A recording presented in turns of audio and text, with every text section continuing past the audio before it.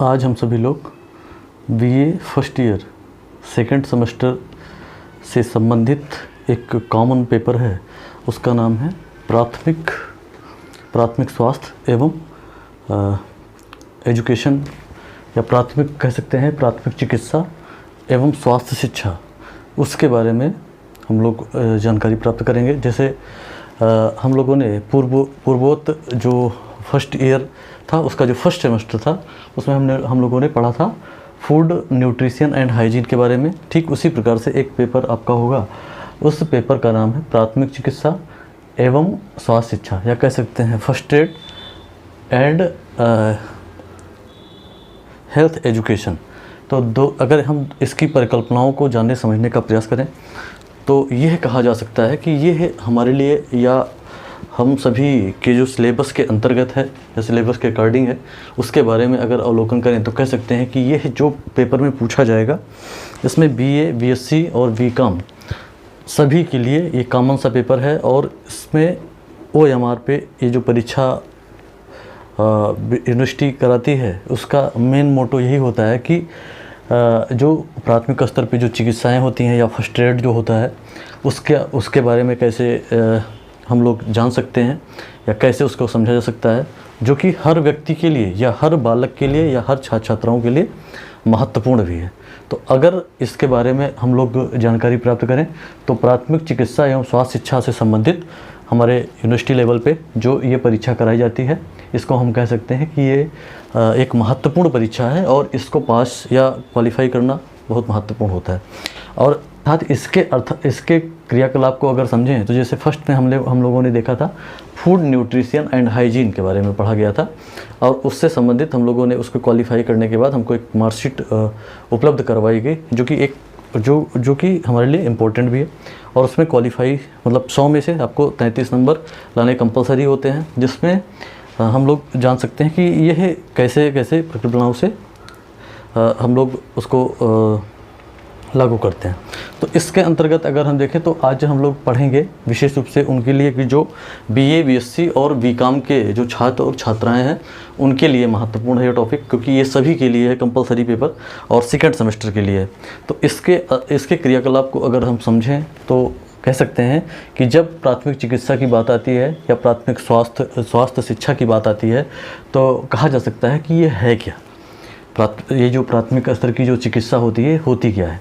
इसको हम लोग फर्स्ट एड के नाम से तो जानते हैं, लेकिन जब फर्स्ट एड का नाम आता है तो भी यूनिवर्सिटी लेवल पे बहुत पहले ही एक आपने देखा होगा कि जैसे हम लोग एनएसएस देखते हैं, नेशनल जो नेशनल स्तर पे राष्ट्रीय सेवा योजना है, उसके क्रियाकलाप को देखते हैं, या फिर एनसीसी को देखते हैं, नेशनल कैडेट कोर को देखा जाता है। तो वो सभी चीज़ें हम लोग उसमें भी जो होती हैं ये समाज सेवा से जुड़ी हुई हैं, कुछ तो देखा जाए तो सैन्य डिपार्ट से जुड़ी हुई, जैसे एनसीसी हो गया, और जो राष्ट्रीय सेवा योजना है वो जो सामाजिक क्रियाकलाप से जुड़ी हुई है। इसी प्रकार से एक आता है फर्स्ट एड के नाम से जाना जाता है, जो कि हम लोग विश्वविद्यालय लेवल पे इसको पढ़ते हैं। और फर्स्ट एड मतलब कि आपको इसमें जब हम ग्रेजुएशन कर रहे होते हैं तो उसमें एक कोर्स लेना होता है जो कि स्वास्थ्य से ही जुड़ा होता है। उसको हम लोग फर्स्ट रेड क्रॉस कहते हैं। रेड क्रॉस मतलब लाल क्रॉस, आप जानते होंगे, रेड क्रॉस के नाम से जाना जाता है। तो रेड क्रॉस क्या होता है, ये जो बालक लेते हैं उनको एक सर्टिफिकेट इशू किया जाता है, जो कि फर्स्ट एड के नाम से जाना जाता है, फर्स्ट एडर के नाम से होते हैं। हम लोगों ने भी अगर देखा जाए तो जब पढ़ा था तो इसमें रेड क्रॉस को भी लिया गया था, और रेड क्रॉस के बारे में, रेड क्रॉस में यही चीज़ें बताई जाती हैं जो प्राथमिक जो चिकित्सा होती है और जो स्वास्थ्य की शिक्षाएं होती हैं, ये चीज़ें उसमें भी बताई जाती हैं। लेकिन सभी बालकों को इसका अवमूल्यन करना चाहिए, इसलिए इसको सिलेबस के अंतर्गत नई शिक्षा नीति 2020 के अंतर्गत इसको रखा गया है। तो हम लोग इसके बारे में आज पढ़ेंगे और विशेष रूप से ध्यान से पढ़ेंगे, क्योंकि सारे प्रश्न पूछे भी जाते हैं जो कि फर्स्ट एड के दृष्टिकोण से बड़े ही महत्वपूर्ण है। तो ये चीज़ें अगर देखें तो कह सकते हैं कि प्राथमिक चिकित्सा होता क्या है। तो प्राथमिक चिकित्सा के बारे में अगर ध्यान करें तो प्राथमिक चिकित्सा कह सकते हैं कि किसी रोग के होने या चोट लगने पर किसी अप्रशिक्षित व्यक्ति द्वारा जो उपचार किया जाता है, जो अप्रशिक्षित व्यक्ति होता है जो उपचार करता है, उसे ही हम प्राथमिक चिकित्सा के नाम से जानते हैं। तो ये चीज़ें ध्यान रखेंगे, जो प्राथमिक चिकित्सा होती है ये हमारे लिए बड़ी महत्वपूर्ण है, जो कि किसी अप्रशिक्षित व्यक्ति द्वारा फर्स्ट एड के नाम से जानी जाती है। जैसे आप लोग पढ़ते हैं तो इसके अंतर्गत अगर हम देखें तो कह सकते हैं कि यह चीज़ें हम लोग फर्स्ट एड के माध्यम से जानते हैं। ना तो हमारे पास ऐसी कोई क्रियाकलाप होती है, ना कोई ऐसी चीज़ें हमारे पास होता है, लेकिन फिर भी हम जानकारी के माध्यम से उसको फर्स्ट एड दे देते हैं, जिससे लोग बच सकते हैं या उनको एकाएक जो दिक्कतें होती हैं वो नहीं हो पाती। तो कहीं ना कह सकते हैं कि उसके उपचार हम लोग करना जानते हैं। तो ये चीज़ें हम लोग को पढ़ना भी ज़रूरी है, पढ़ेंगे तभी हम ये चीज़ें लागू भी कर सकते हैं। तो इसके अंतर्गत हम देखें तो प्राथमिक चिकित्सा के अंतर्गत आता है, जिसको हम फर्स्ट एड के नाम से जानते हैं। आप फर्स्ट एड में जब अगर देखें तो रेड क्रॉस का नाम आता है, जो कि विश्वविद्यालय स्तर पर अभी भी है, और इसको पूरे भारतवर्ष में या कह सकते हैं कि ऑल वर्ल्ड लेवल पे भी रेड क्रॉस को प्रमुखता प्रदान की जाती है। क्यों प्रदान की जाती है ये भी ध्यान रखेंगे, क्योंकि रेड क्रॉस जब बनाई गई तो इसकी स्थापना 1863 ईस्वी में हेनरी ड्यूनेट ने की थी। आप ध्यान रखेंगे जो रेड क्रॉस बनाया गया, ये प्रश्न भी है, आप ध्यान रखेंगे जब पेपर में पूछा जाता है तो ये प्रश्न भी पूछे जाते हैं कि रेड क्रॉस ये किससे संबंधित है। तो रेड क्रॉस स्वास्थ्य शिक्षा से संबंधित है, चिकित्सा और स्वास्थ्य शिक्षा से संबंधित है। तो ये चीज़ें भी कह सकते हैं कि रेड क्रॉस ही है। इसकी स्थापना जो हुई 1863 में हुई, इसको ध्यान रखेंगे 1863 में हेनरी ड्यूनेट के द्वारा। इसको जेनेवा स्विट्ज़रलैंड में इसका मुख्यालय भी है। रेड क्रॉस का मुख्यालय कहाँ पे? जेनेवा स्विट्ज़रलैंड में, ये भी ध्यान रखेंगे। और इसके बारे में हम कह सकते हैं कि यह रेड क्रॉस के माध्यम से ही हमको आगे बढ़ना होता है। तो यही पहली बात तो है कि जो महाविद्यालय या विश्वविद्यालय लेवल पे जो लागू किया जाता है, जो यूनिवर्सिटी लेवल, जो विश्वविद्यालय होते हैं वो महाविद्यालयों में इसको प्रोवाइड करवाते हैं, और इसके माध्यम से लोग रेड क्रॉस को लेते भी हैं। और फिर रेड क्रॉस लेने के बाद जब वो क्वालिफाई कर लेते हैं या फिर उनको ट्रेनिंग पूरी हो जाती है तो उनको सर्टिफिकेट जो इशू किया था वो रेड क्रॉस की तरफ से होता है। इसका मुख्यालय कहाँ पे है? मुख्यालय आप ध्यान रखेंगे, हेनरी ड्यूनेट ने तो किया था, मुख्यालय स्विट्ज़रलैंड में है। ये परीक्षाओं में पूछा भी गया है, ये भी ध्यान रखेंगे। इसका मुख्यालय का जो मुख्य उद्देश्य था, रेड क्रॉस का मुख्य उद्देश्य क्या था, ये भी पूछा जा सकता है आपसे पेपर में कि रेड क्रॉस का मुख्य उद्देश्य क्या था। तो रेड क्रॉस का जो मुख्य उद्देश्य था, युद्ध या विपदा के समय में कठिनाइयों से राहत दिलाना ही इसका प्रमुख उद्देश्य बताया गया है। दूसरी नंबर बात की जो प्रतिवर्ष विश्व रेड क्रॉस दिवस 8 मई को मनाया जाता है, ये भी ध्यान रखेंगे, 8 मई को मनाया जाता है। और इसी दिन जो हेनरी ड्यूनेट हैं उनका जन्मदिन भी है, 8 मई को हेनरी ड्यूनेट का जन्मदिन भी है, ये भी ध्यान रखेंगे। दूसरी नंबर बात की जो इसमें 3 बार अगर देखा जाए तो इसमें 3 बार इनको हेनरी ड्यूनेट को या रेड क्रॉस की तरफ से रेड क्रॉस को 1917, 1944, 1963 में नोबेल शांति पुरस्कार भी दिया गया है, ठीक है ना। और भारत में यह 8 मई 1948 से ही मनाया जाने लगा है, 8 मई 1948 से ही, ये भी ध्यान रखेंगे, 1948 से रेड क्रॉस को मनाया जाता है। अब हम लोग कह सकते हैं कि यह जो मेन इसमें जो थीम्स बताए गए हैं, जो मेन इसमें कंडीशन बताए गए हैं, उसको हम लोगों ने विशेष रूप से ध्यान से पढ़ा और समझने का प्रयास भी किया है। तो इसमें कह सकते हैं कि यह रेड क्रॉस से संबंधित कुछ प्रश्नावली पूछी जाती है, तो जो कि हमारे लिए विशेष रूप से महत्वपूर्ण है, तो ये चीज़ें ध्यान रखेंगे। अब इसमें प्रश्न कैसे पूछे जाते हैं, जैसे आपसे कहा जा सकता है कि प्राथमिक उपचार का उद्देश्य क्या होता है। प्राथमिक उपचार आप ध्यान रखें कि कोई भी विषय वस्तु या किसी भी चीज़ को, चाहे पढ़ाई लिखाई हो, चाहे कोई भी क्रियाकलाप हो, उससे संबंधित अगर हम लोग विशेष रूप से किसी भी परिकल्पना को, कार्य को करते हैं तो उसका उद्देश्य होता है। तो उद्देश्य के अंतर्गत अगर देखें तो प्राथमिक उपचार का जो उद्देश्य हो बताया गया है, वो उपचार का उद्देश्य क्या हो, इसमें बताया गया है पॉइंट करके कि सबसे पहले उपचार करना होता है, जीवन बचाना तथा स्वास्थ्य लाभ में सहायता करना होता है, या फिर कह सकते हैं कि हालात को गंभीर होने से बचाना हो सकता है। ये सभी क्या होते हैं, इसके उद्देश्य बताए गए हैं, आप पॉइंट्स में समझ भी सकते हैं। या फिर इसके अलावा भी और भी विकल्प दिए जा सकते हैं, जिसमें माध्यम से उपरोक्त सभी आप बता सकते हो। जो प्राथमिक स्तर पे उपचार होता है, लोगों के जीवन को बचाना, लोगों की सहायता करना, जो लोग होते हैं, जो व्यक्ति होते हैं, उनको उनके स्वास्थ्य में सुधार लाने का प्रयास हम प्राथमिक उपचार के माध्यम से करते हैं। ये चीज़ें भी इसके अंतर्गत होती हैं। अगले पॉइंट्स के बारे में अगर समझने का प्रयास करें तो फर्स्ट एड शब्द को इंग्लैंड से ही प्रारंभ किया गया, सबसे पहले इंग्लैंड से ही आता है। और कब इसको अपनाया गया था तो ये भी ध्यान रखेंगे, ये आया है 1879 ईस्वी में। जो फर्स्ट एड शब्द आता है वो 1879 ईस्वी में आता है। इसको हम लोग प्राथमिक चिकित्सा के नाम से जान सकते हैं।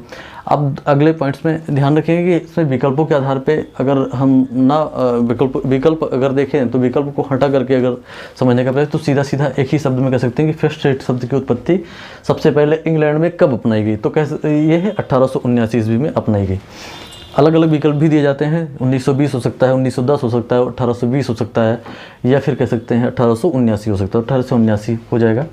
तीसरे क्वेश्चन की बात करी जाए या अगले पॉइंट्स की बात करी जाए तो प्राथमिक उपचार को किस एसोसिएशन ने सर्वप्रथम अपनाया था, तो सेंट जॉन्स एम्बुलेंस एसोसिएशन ने इसको अपनाया था। किसको? जो ये प्राथमिक उपचार की जो व्यवस्था थी उसको अपनाया था किसने? सेंट जॉन्स एम्बुलेंस ने इसको अपनाया था। किस क्रिया के द्वारा ही अशुद्ध रक्त को शुद्धिकरण किया जाता है? किस क्रिया के आधार पर जो रक्त होता है उसका शुद्धिकरण किया जाता है, तो इसको ध्यान रखेंगे ऑक्सीजन के माध्यम से ही रक्त का शुद्धिकरण होता है। जो ऑक्सीजन होता है उसी के माध्यम से, इसलिए कहते हैं स्वस्थ हवा या स्वच्छ हवा होना आवश्यक है। इसी से हमारा स्वास्थ्य में सुधार हो सकता है। तो इसीलिए अशुद्ध रक्त के शुद्धिकरण में ऑक्सीजन परम आवश्यक है। कार्बन डाइऑक्साइड नहीं हो सकता, नाइट्रोजन भी नहीं हो सकता है। ध्यान रखेंगे ये सब चीज़ें हमारे स्वास्थ्य में नुकसानदायक होती हैं, तो ये इसके माध्यम से बताया जा सकता है। अगले पॉइंट्स की बात करी जाए तो श्वसन दर पर किसका प्रभाव पड़ता है, तो किसका प्रभाव पड़ता है? चिंता या विपत्ति का प्रभाव पड़ता है, व्यायाम का प्रभाव पड़ता है, खेलकूद का भी प्रभाव पड़ता है, इन सभी का प्रभाव पड़ता ही है। तो ये चीज़ें ध्यान रखेंगे। श्वसन दर मतलब सांस लेने में दिक्कतें हमको किससे होती हैं, तो ये चीज़ें भी हम कह सकते हैं इसके माध्यम से होती ही हैं। ये चीज़ें इसके माध्यम से बताई गई हैं। आगे अगला पॉइंट्स बताया गया है कि जो वायु होती है या वायु नलिका होती है या वायु मार्ग होता है उसमें आंशिक व पूर्ण रुकावटों को हम क्या कह सकते हैं? अवरोधन कहते हैं। तो निद्रा कह सकते हैं अवरोधन होती है, कि गति होता है, कि संवेग होता है, कि श्वास होता है। तो श्वास होता है इसमें जब हमारे वायु मार्ग में कोई भी आंशिक या पूर्ण रूप से रुकावटें या अवरोध उत्पन्न होता है तो इससे हमारे श्वास लेने में श्वास अवरोधन भी उसको कह सकते हैं। ये चीज़ें हम लोगों को ध्यान रखनी है, ये इसके माध्यम से बताई भी गई हैं। ठीक है ना, तो ये है इसके अंतर्गत होती हैं। वायु नलिका के कितनी सेंटीमीटर लंबी होती है? जो वायु नलिका होती है हमारे शरीर में वो कितनी सेंटीमीटर लंबी होती है? तो इसके अंतर्गत हम देखें तो 6 से, अब विकल्प बहुत सारे दिए जा सकते हैं, 6 से 8 सेंटीमीटर होती है, कि 8 से 10 सेंटीमीटर होती है, कि 10 से 12 सेंटीमीटर होती है, कि 12 से 15 सेंटीमीटर होती है।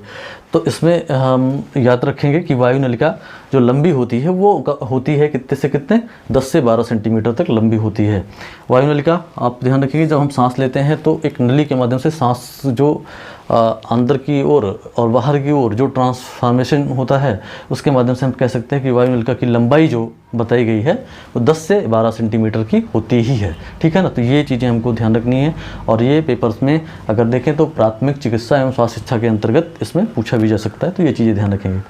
किसी घायल व्यक्ति को प्राथमिक चिकित्सा कब दी जाती है? तो प्राथमिक चिकित्सा कब दी जाती है? किसी घायल व्यक्ति, कोई भी घायल व्यक्ति है, आपने उसको देखा तो कब उसको प्राथमिक चिकित्सा देंगे? तो प्राथमिक चिकित्सा उसको हम कब देते हैं? उसको देते हैं कब? डॉक्टर के आने से पहले ही उसको चिकित्सा देते हैं, क्योंकि डॉक्टर को आने में समय भी लगता है तो लग सकता है। इसीलिए हम किसी भी घायल व्यक्ति को या कोई भी गिर गया है या कोई भी समस्या है तो उसको हम लोग फर्स्ट एड पहले ही दे देते हैं, कि जिससे डॉक्टर के आने तक वो कोई भी उसको समस्या ज़्यादा ना होने पाए या कोई भी दिक्कतें ना आए। तो इसके लिए हम लोग इसको डॉक्टर के आने से पहले देते हैं। तो इसमें क्वेश्चन पूछा जा सकता है कि किसी घायल व्यक्ति को प्राथमिक चिकित्सा कब दी जाती है? डॉक्टर के आने के बाद, डॉक्टर के आने के पहले, डॉक्टर के आने के जाने के बाद, या डॉक्टर जब उसका ऑपरेशन कर रहे हो तो फिर कह सकते हैं कि डॉक्टर के आने से क्या हो सकता है कि पहले ही, कि जिस डॉक्टर समस्या आए देर लगे तो फिर उसको फर्स्ट एड दे सकते हैं। कैरोटिड आर्टरी कहाँ पे स्थित होता है? अब ध्यान रखेंगे कैरोटिड आर्टरी कहाँ पे स्थित होता है? ये हमारे कहाँ पे होता है? गर्दन और कान के नीचे होता है। गर्दन और कान के नीचे ये बीच की जो स्थिति होती है इसको हम लोग क्या कहते हैं? कैरोटिड आर्टरी कहा जाता है। तो ये चीज़ें ध्यान रखेंगे। एक चिकित्सक को रोगों से संबंधित किन विवरणों का पता होना चाहिए? जो एक चिकित्सक होता है को रोगों से संबंधित किन विवरणों का पता होना चाहिए? उस रोगी का मलमूत्र के बारे में, या पसीने, या पीड़ा, या भूख, या प्यास, इन सब के बारे में पूरी डिटेल के बारे में डॉक्टर को पता होना चाहिए, अर्थात उपयुक्त सभी हम कह सकते हैं, ये चीज़ें इसके बारे में बताई गई हैं। गले में सूजन होने की संभावना या आशंका किस मौसम में अत्यधिक होती है? ठंडी में होती है, गर्मी में होती है, जाड़े में होती है, बरसात में होती है। तो ठंडी, अगर गले में सूजन आने की संभावना है तो वो ज़्यादातर ठंडक में होती ही है। तो इसके अंतर्गत हम क्वेश्चन ध्यान रखेंगे, क्योंकि प्राथमिक चिकित्सा में फर्स्ट एड के नाम से जाना जाता है। ये सारी चीज़ें रेड क्रॉस में भी आप जब अगर विश्वविद्यालय लेवल पे या फिर आप महाविद्यालय लेवल पे जिन विद्यालयों में होता है, तो फर्स्ट एड अगर है वो फर्स्ट एड करें, रेड क्रॉस है मतलब उसमें फर्स्ट एड होता है रेड क्रॉस में। तो रेड क्रॉस के अंतर्गत अगर आपने रेड क्रॉस पढ़ा है, रेड क्रॉस लिए हैं, तो उसमें ये सारी चीज़ें आपको बताई जाती हैं, ठीक है ना। स्वास्थ्य कैसे सही रखना है और फिर किसी की दिक्कतें होती हैं तो कैसे उसको फर्स्ट एड दे सकते हैं, ये चीज़ें इसके अंतर्गत। इसके लिए आपको सर्टिफिकेट भी दिया जाता है हर वर्ष, लगभग जब आप करते हैं तो उसमें आप जैसे NSS का सर्टिफिकेट प्राप्त करते हैं, जैसे आप रेड क्रॉस क्या कहते हैं NCC का सर्टिफिकेट प्राप्त करते हैं, या फिर आप स्काउट गाइड लेते हैं तो उसका भी सर्टिफिकेट प्राप्त करते हैं। तो ऐसे ही इंडियन रेड क्रॉस सोसाइटी का भी सर्टिफिकेट दिया जाता है, जो कि कब आया था? ये जो रेड क्रॉस आया है वो इसका उद्देश्य युद्ध या विपदा के समय लोगों को फर्स्ट एड देना होता है, ठीक है ना, या डॉक्टर जो उसमें कार्य कर रहे होते हैं उनको फर्स्ट एड देना होता है। तो इसके अंतर्गत हम देखें तो ये चीज़ें इसके अंतर्गत होती हैं। तो इस जो अगले पॉइंट्स में बताया गया है कि शरीर में श्वास नली में पानी चले जाने पर शरीर में क्या दिक्कतें होती हैं या क्या समस्याएँ उत्पन्न हो जाती हैं। तो शरीर का तापमान बढ़ता है कि साफ तापमान घटता है कि भूख लगती है कि ये चीज़ें अगर देखें तो पॉइंट्स में दी जाती हैं, ऐसे ही एग्जांपल के तौर पे। तो इसमें ध्यान रखेंगे कि ये है, इससे जब श्वास नली में पानी चली जाती है तो उसमें व्यक्ति को ठंडक की अनुभूति होती है, ठंडक लगती है। तो कह सकते हैं इसके अंतर्गत ये चीज़ें इसमें बताई गई हैं। किस बीमारी में गले में गर्म पानी डालकर गलाले किए जाते हैं, ठीक है ना। तो इसके अंतर्गत अगर हम देखें तो किसी बीमारी के अंतर्गत गर्म पानी डालकर गलाले अगर किए जाते हैं तो गलाले में सूजन व दर्द होने पर ही क्या होते हैं, गलाले किए जाते हैं। जो गलाले होते हैं उसके माध्यम से हम कह सकते हैं कि जो दिक्कतें होती हैं, या हम लोग कह सकते हैं कि इसके अंतर्गत जो पानी जो किसी बीमारी के गले में अगर किसी बीमारी में गले में अगर गर्म पानी डालकर गलाले किए जाते हैं तो इसमें हम जब सूजन होता है तो होते हैं, या फिर उसमें दर्द होता है गले में तो ही इसको किया जाता है, ये इसके अंतर्गत होती हैं। इसके बाद में बर्फ़, ये है अगर देखा जाए तो हमारे प्राथमिक चिकित्सा एवं स्वास्थ्य शिक्षा से कुछ महत्वपूर्ण पॉइंट्स को इसमें दर्शाया गया था, ठीक है ना। तो इसके बारे में अगर नेक्स्ट पॉइंट के बारे में चर्चा की जाए तो बर्फ़ द्वारा उपचार करने की विधि को क्या कहते हैं। अगर कोई भी बालक है या व्यक्ति है या लोग हैं, किसी को समस्या है और बर्फ़ के द्वारा उसकी सिकाई होती है तो उसको हम लोग क्रायोथेरेपी भी कहते हैं। क्या कहते हैं? क्रायोथेरेपी के नाम से जाना जाता है। ठीक उसी प्रकार से अगर अगले क्वेश्चन की बात करें तो फ्लैट फुट का पता किस यंत्र से लगाया जाता है। तो फ्लैट फुट, ध्यान रखेंगे, फ्लैट फुट का पता किस यंत्र से लगाया जाता है, तो पेडोग्राफ से लगाया जाता है। फ्लैट फुट का पता पेडोग्राफ से लगाया जाता है। ऑपरेशन से पहले ज़्यादा रक्त स्राव हो जाता है उसके लिए किस विटामिन का इंजेक्शन लगाया जाता है। अगर ऑपरेशन किसी का करना है तो कौन सा इंजेक्शन आप पहले देते हैं, इसके लिए हम कह सकते हैं कि विटामिन के का हम लोग इंजेक्शन उसको देंगे, और कह सकते हैं कि इसके माध्यम से रक्तस्राव नहीं होगा या कम ही होगा। तो ये चीज़ें इसके अंतर्गत होती हैं, जो कि ऑपरेशन से पहले ज़्यादा रक्तस्राव ना हो इसके लिए इसको इंजेक्शन को दिया जाता है। नेक्स्ट पॉइंट में देखें तो घुटने में चोट विशेषकर किस खेल में ज़्यादा लगती है। ये स्वास्थ्य शिक्षा से संबंधित है। स्वास्थ्य शिक्षा में अगर ध्यान रखें बालक अगर खेल खेल रहा है तो किस चोट में अत्यधिक घुटने में चोट लगती है, तो आप ध्यान रखेंगे इसमें फुटबॉल के अंतर्गत होता है, ध्यान रखेंगे इसको। अगले देखें क्वेश्चन को, तो फिर बिजली के माध्यम से जो इलाज किया जाता है, जो बिजली मतलब लाइट के माध्यम से जब हम इलाज करते हैं किसी बालक की, तो उसके अंतर्गत वो इलाज का नाम क्या होता है। तो इस इलाज का नाम होता है इलेक्ट्रोथेरेपी। इलेक्ट्रोथेरेपी के नाम से जाना जाता है। पानी के माध्यम से किया गया इलाज किस नाम से जाना जाता है। जो पानी के माध्यम से इलाज किया जाता है उसको किस नाम से जाना जाता है, तो इसको हम लोग व्हर्लपूल वात कहते हैं। व्हर्लपूल वात भी कहा जाता है, जो पानी के माध्यम से इलाज किया जाता है। अगले पॉइंट्स की बात करी जाए तो चोटग्रस्त भाग को ठंडे एवं गर्म पानी का उपचार करने की विधि को क्या कहते हैं। इसको हम लोग कहते हैं कंद्रास्थ वात, ठीक है ना। चोटग्रस्त भाग को ठंडे एवं गर्म पानी से जब हम धुलते हैं या उसकी उपचार करते हैं तो कंदरावात भी इसको कहा जाता है। किस उपचार में मोम का प्रयोग किया जाता है? किस उपचार में मोम का प्रयोग किया जाता है? तो वैक्स थेरेपी में उपचार में मोम का हम लोग प्रयोग करते हैं, विशेष रूप से इसको ध्यान रखेंगे। और इसके माध्यम से कहा जा सकता है कि अगर ये सब सारी चीज़ें हमको पता हैं तो हम प्राथमिक फर्स्ट एड में इसका माध्यम बना सकते हैं और इसका उपचार कर सकते हैं। घायल व्यक्ति की जान बचाना किसका प्रमुख लक्ष्य है? अगर कोई घायल व्यक्ति है और उसकी जान को बचाना है तो हम लोग कह सकते हैं कि किसका प्रमुख लक्ष्य होता है? तो प्राथमिक चिकित्सा का प्रमुख लक्ष्य तो होता है। कोई व्यक्ति घायल है या कोई बालक या लोग या व्यक्ति घायल होते हैं तो प्राथमिक चिकित्सा के माध्यम से ही हम उसकी जान को बचा सकते हैं या फर्स्ट एड दे करके उसकी जान को बचा सकते हैं। अगर ध्यान रखेंगे घायल व्यक्तियों में बहुत सारे, जैसे किसी को किसी कीड़े ने काटा या फिर किसी को किसी सांप बिच्छू आदि मतलब बहुत सारे जहरीले जो वो होते हैं, क्या कहते हैं, कीड़े मकोड़े, तो उनने काटा, तो उसमें फर्स्ट एड कैसे दिया जाता है ये भी आपको जब हम रेड क्रॉस पढ़ते हैं तो उसके अंतर्गत बहुत सारी चीज़ें बताई जाती हैं। और इसमें भी आपको ध्यान रखना है कि इसमें क्या चीज़ें कर सकते हैं, फर्स्ट एड कैसे दे सकते हैं, तो ये सब चीज़ें इसके अंतर्गत बताई जाती हैं। तो ऐसे ही जब कोई व्यक्ति घायल भी होता है, गिर जाता है या कहीं इधर उधर कोई भी समस्या एकाएक उत्पन्न हो जाती है तो उसको हम फर्स्ट एड दे सकते हैं, ये बताया जाता है। अगर किसी की हड्डी टूट गई हो तो मरीज को क्या करते हैं हम? किसी की हड्डी, जैसे मान लीजिए ये तो घायल हो गया था और फट गया था सर या कोई भी समस्या हो गई थी, तो क्या करते थे? उसमें हम लोग फर्स्ट एड देते थे।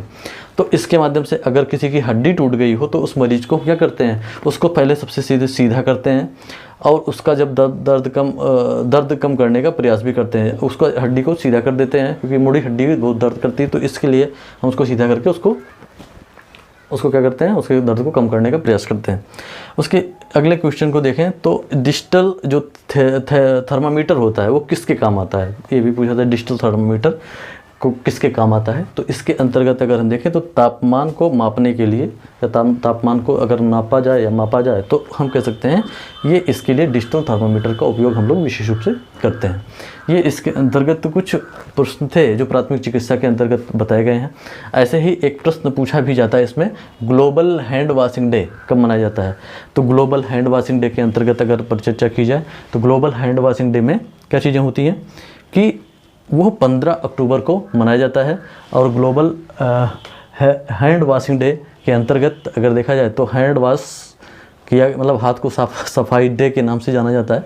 तो ये चीज़ें हमको ध्यान रखनी है, 15 अक्टूबर को ये मनाया जाता है। और कुछ प्रश्न इसके अंतर्गत ये चीज़ें बताई गई हैं जो कि प्राथमिक चिकित्सा से ही संबंधित हैं, जो कि प्राथमिक चिकित्सा एवं स्वास्थ्य शिक्षा से ही संबंधित हैं। यह एक महत्वपूर्ण कॉमन सा पेपर है और इसके अंतर्गत हम लोग इसको जान सकते हैं और समझ सकते हैं। अगले पॉइंट्स में अगर देखें तो सिद्धार्था यूनिवर्सिटी के अंतर्गत कुछ प्रश्न जो सेकेंड सेमेस्टर में पूछे गए थे उन प्रश्नों के बारे में अगर हम अवलोकन करें तो कह सकते हैं कि पहला प्रश्न जो बताया गया है या पॉइंट करके हम दर्शाते जाएंगे, उसको आप लोग ध्यान से समझने का प्रयास करें और लेखबद्ध भी कर लेंगे, ज़्यादा अच्छा रहेगा क्योंकि यह पेपर में आए हुए ही प्रश्न हैं। प्राथमिक उपचारकर्ता को दर्द के उपचार में कौन सी दर्द निवारक दवाइयों का उपयोग करना चाहिए? तो इसमें जो दवाई बताई गई है इब्यूप्रोफिन के नाम से जाना जाता है। इब्यूप्रोफिन, इसका उपयोग हम लोग करते हैं। ये पेपर्स में पूछा गया था सेकंड सेमेस्टर में सिद्धार्था यूनिवर्सिटी में जो पेपर हुआ था उसके अंतर्गत है।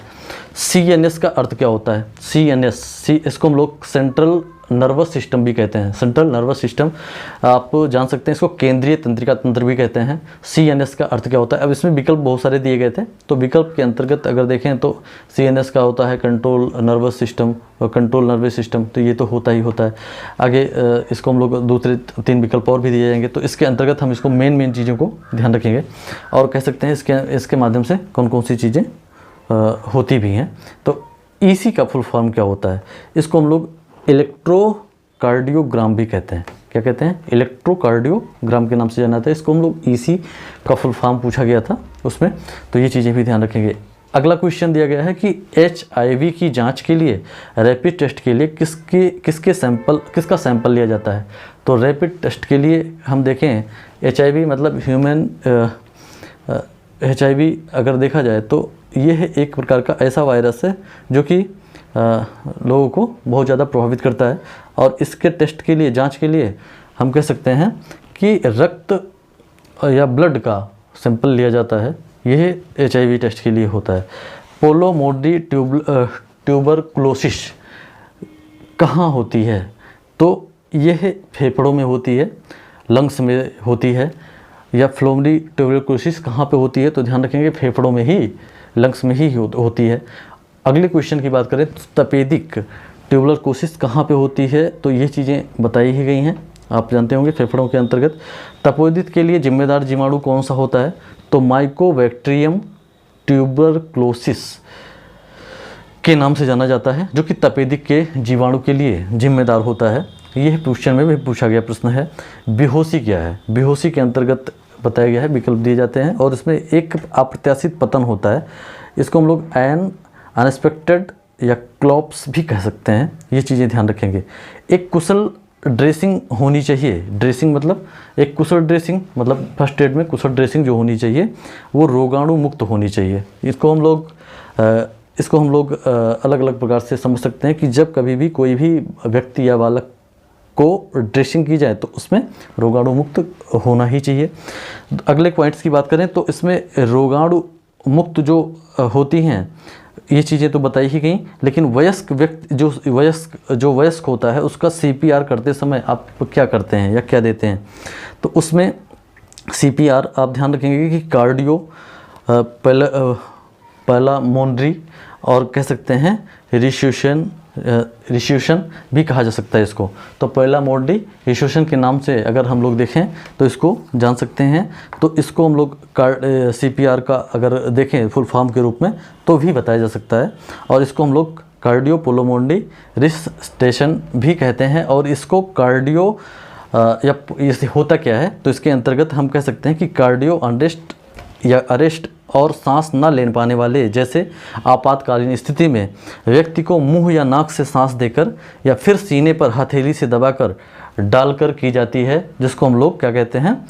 CPR कहते हैं। ठीक है ना। तो कह सकते इसमें विकल्प भी दिए जाते हैं कि एक धीमी सांस दी जाती है और छाती में दबाव भी दिया जाता है। एक धीमी सांस और छाती में दबाव भी दिया जाता है, जिसको हम लोग CPR के माध्यम से करते हैं। कार्डियोपुल्मोनरी रिसस्टेशन में क्या चीज़ें होती हैं? तो व्यक्ति के जान बचाने का तरीका इसमें बताया गया है। व्यक्ति के जान बचाने का तरीका बताया गया है। तो कार्डियोपुल्मोनरी ये बहुत ही महत्वपूर्ण है, जो कि किस नाम से जाना जाता है? CPR के नाम से के माध्यम से भी ये चीज़ें जो बताई गई हैं ये CPR के माध्यम से भी होती हैं और यह महत्वपूर्ण भी हैं। तो यह इसके लिए यह क्वेश्चन पेपर में पूछी भी गई हैं, तो इसको ध्यान रखना है। कौन सा व्यवहार जो हमें सड़क दुर्घटना से बचा सकता है? तो हम ध्यान रखें सड़क दुर्घटना में हमें सुरक्षा पेटी लगानी चाहिए। ये चीज़ें होती हैं, हेलमेट आदि इत्यादि जो भी चीज़ें विषय वस्तु होती हैं उसके अंतर्गत हमको ध्यान रखना होता है। जो मतलब रूल रेगुलेशन होते हैं उसको भी ध्यान रखें। और कह सकते हैं कि इसमें हमें सुरक्षा पेटिका भी लगानी होती है, लेकिन इसमें विकल्प के आधार पे हम कहेंगे कि सुरक्षा पेटिका के माध्यम से हमको दुर्घटना से हम बच सकते हैं। हड्डी का टूटना क्या कहलाता है? हड्डी का टूटना आप जानते होंगे फ्रैक्चर कहलाता है। ये भी पेपर में पूछा गया था जब हम सेकेंड सेमेस्टर देख रहे थे उसमें सिद्धार्थ यूनिवर्सिटी में, तो उसके अंतर्गत पूछा गया था। हड्डी का टूटना फ्रैक्चर कहलाता है। चोट का सबसे आसान तरीका कौन सा होता है? तो गिरना ही। अगर हम कहीं गिर जाते हैं तो चोट का सबसे आसान तरीका मतलब विकल्प दिया जाएगा तो उसमें आसान तरीका गिर जाने से ही चोट लग जाती है, उसे विकल्प के आधार पे हम चयन कर सकते हैं। अगले पॉइंट की बात करें तो सामान्य वयस्क की जो नाड़ी होती है उसका स्पंदन दर कितना होता है? जो सामान्य व्यक्ति होता है उसकी जो नाड़ी होती है उसका जो ब्लड सर्कुलेशन होता है या स्पंदन दर की जो नाड़ी होती है वो 75 से 115 मिनट होती है। 75 से 115 के अंतर्गत होती है, जो कि 75 से 115 के अंतर्गत। ठीक है ना। तो ये चीज़ें भी ध्यान रखेंगे। बाएं फेफड़े में कुल कितने भाग होते हैं? बाएं में 2 होते हैं और दाहिने में 3 भाग होते हैं। ये भी ध्यान रखेंगे। ये भी आप फर्स्ट एड से संबंधित है, जो कि प्राथमिक शिक्षा में के उपचार से बताई भी गई हैं। ठीक है ना। तो ये चीज़ें ध्यान रखेंगे। वंशानुगत रोग क्या होते हैं? आप इसमें विकल्प बहुत सारे दिए जाते हैं। वंशानुगत रोग वर्णांधता होती है, ये भी ध्यान रखेंगे। विश्व स्वास्थ्य दिवस कब मनाया जाता है? विश्व स्वास्थ्य दिवस के बारे में अगर हम तुलना करें तो कब मनाया जाता है? 7 अप्रैल। ध्यान रखेंगे 7 अप्रैल को ही विश्व स्वास्थ्य दिवस मनाया जाता है। 7 अप्रैल को विश्व स्वास्थ्य दिवस मनाया जाता है। इस प्रकार से हम लोगों ने आज प्राथमिक चिकित्सा एवं स्वास्थ्य शिक्षा के बारे में अवलोकन किया।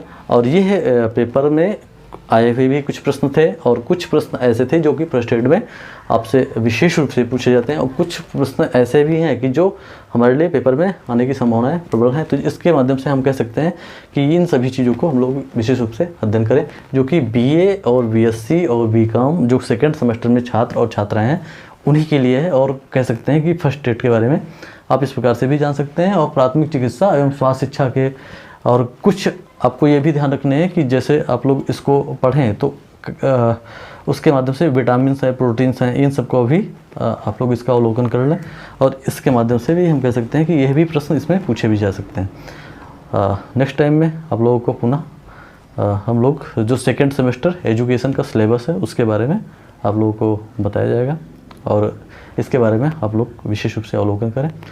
लाइक शेयर सब्सक्राइब आप करते रहें। जो भी प्रणाली इसमें इसके अंतर्गत है उसको आप लोग ध्यान से समझने का प्रयास करें। धन्यवाद आप सभी का। ओके।